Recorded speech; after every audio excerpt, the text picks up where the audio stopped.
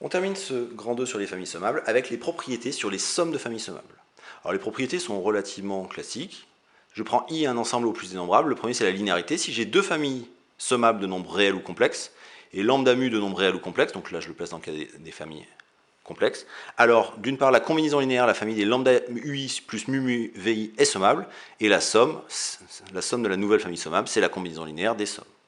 L'autre point, la croissance, si j'ai deux familles sommables de nombres réels, pour pouvoir donner un sens à une inégalité, il faut des nombres réels, tels que pour tout i, ui est plus petit que vi, alors la somme des ui est plus petite que la somme des vi. Le théorème de Fubini, quand j'ai une famille de nombres réels ou complexes qui est sommable, il faut insister sur sommable, indexée par n au carré, alors je vais avoir une série de séries, mais cette série de séries, je peux la calculer dans un sens ou dans l'autre, c'est-à-dire en sommant d'abord sur i puis sur j, ou d'abord sur j puis sur i.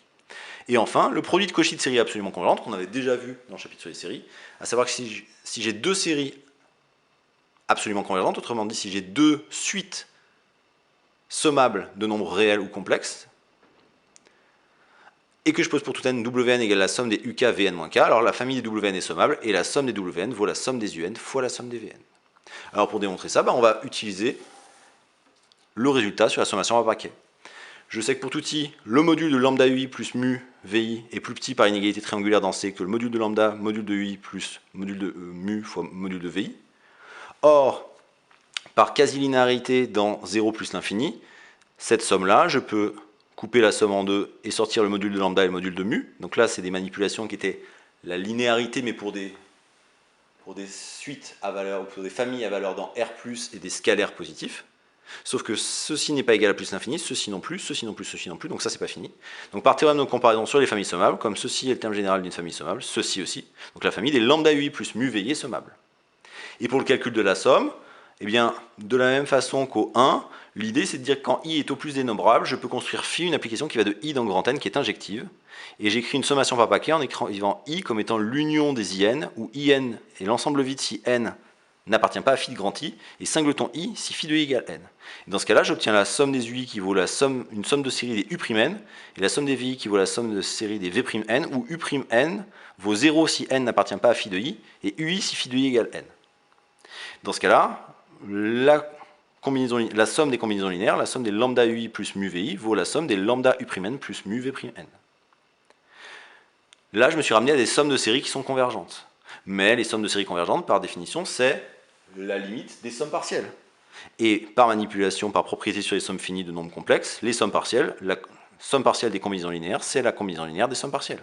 Puis je peux passer à la limite quand grand n tend à l'infini, puisque mes sommes partielles sont convergentes, puisque mes familles sont sommables, et que ces sommes de séries sont convergentes, et j'obtiens bien le résultat sur la linéarité pour les familles sommables.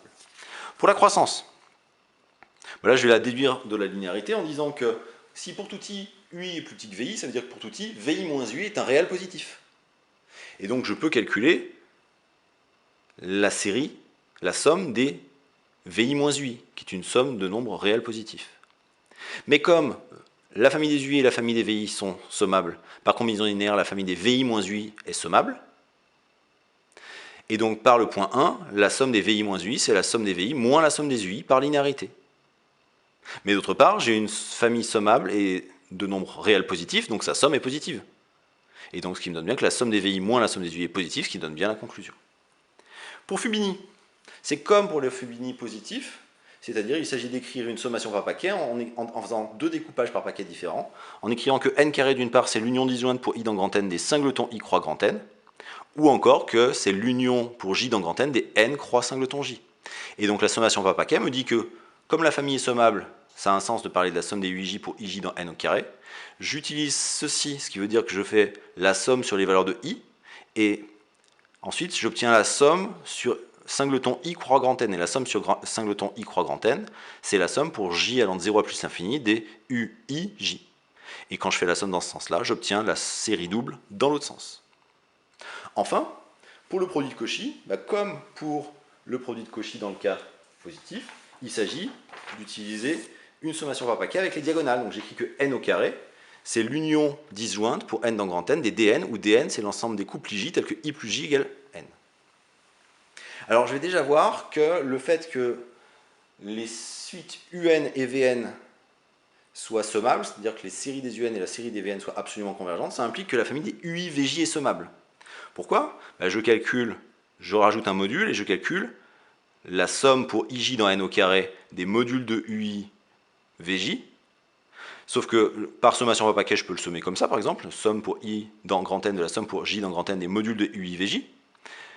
Le module d'un produit, c'est le produit des modules.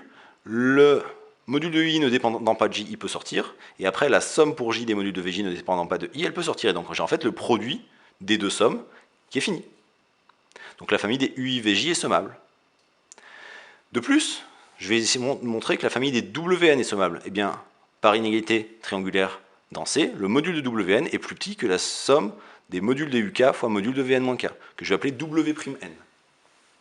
Or, par produit de Cauchy pour des familles de nombres réels positifs, la famille des wn' est sommable, et la somme des wn', c'est la somme des modules de ui fois la somme des modules de vj, qui est finie. Donc la famille des w'n est sommable. Mais par théorème de comparaison sur les familles sommables, ça implique que la famille des modules de wn est sommable, et donc que la famille des wn est sommable. Et donc, comme la famille des ui vj est sommable, par sommation par paquet, j'obtiens que la famille des ui vj pour ij dans n au carré s'écrit la somme pour n égale 0 à plus l'infini de la somme pour ij dans dn des ui vj, sauf que cette somme-là, c'est wn, puisque ij dans dn, ça veut dire que i, il est quelconque entre 0 et n, et j, c'est n moins i, donc ce qui fait wn. D'autre part, par Fubini, cette somme-là, on peut aussi la calculer comme la somme, pour i allant de 0 à plus l'infini, de la somme de j égale 0 à plus l'infini de ui vj. Le ui ne dépend pas de j, donc je peux le sortir par linéarité. Et cette somme-là, étant une somme finie ne dépendant pas de i, on peut la sortir par linéarité, on obtient bien le produit des deux sommes. Et j'ai donc montré que la somme de la série des wn vaut la somme de la série des ui fois la somme de la série des vj.